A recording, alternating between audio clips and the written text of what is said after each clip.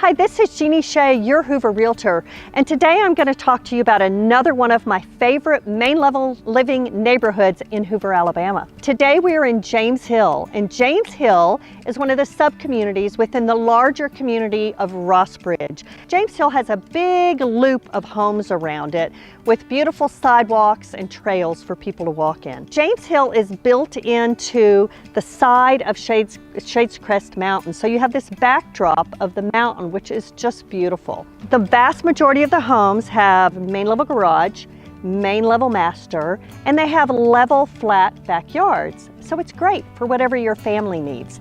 The price point for the James Hill community is mid to high 300,000s, generally speaking.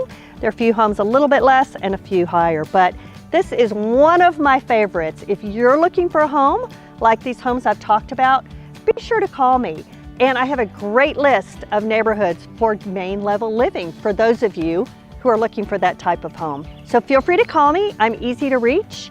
Jeanie Shea at 205-249-0097.